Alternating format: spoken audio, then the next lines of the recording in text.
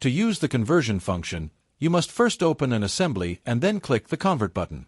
This allows iConvert to identify which documents to use.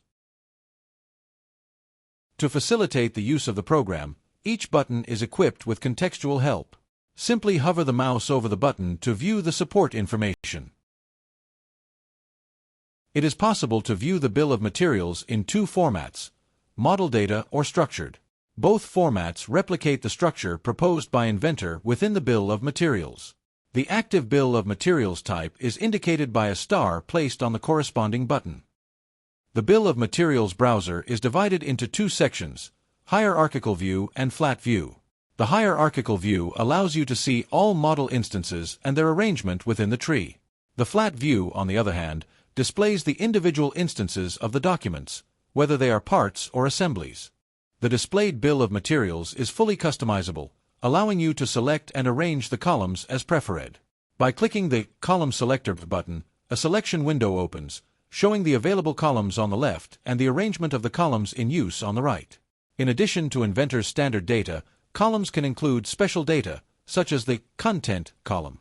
You can also add columns representing custom properties by clicking the Add button. The columns displayed in the bill of materials offer the ability to filter and reorder the content.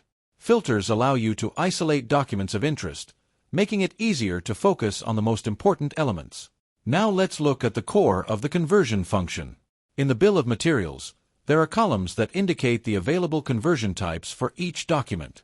Simply check the checkbox to indicate to iConvert whether or not to perform that conversion. If multiple rows are selected and the state of a conversion is changed, all selected rows will adopt the same state. iConvert allows you to add and modify drawings exclusively for the document that will be converted. To do this, you can use the dedicated functions. These modifications are immediately removed after the conversion, restoring the documents to their original state. Adding a text field allows you to insert the field within the drawing, specifying its position and rotation. The content of the field is defined in the Settings panel under the Values section. Adding a property field allows you to modify a property of the model or document. If this property is linked to the drawing, the converted document will reflect the change.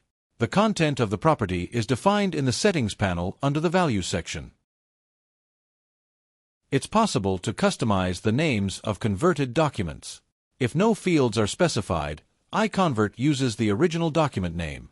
For customization, you simply need to add fields and fill in their values. In the example shown, the document name is composed of the following: the original name, a fixed text representing the abbreviation for quantity, and the number of parts calculated from the conversion context. During the conversion, you can also create folder groupings. On the left, you can see a preview of how the documents will be divided and which folders will be created, while on the right, the settings for the grouping are displayed. As shown in the example, each field is used to create the folder name, and every piece of data related to the model is used as a grouping key. In this specific context, only sheet metal parts are converted and divided by material and thickness.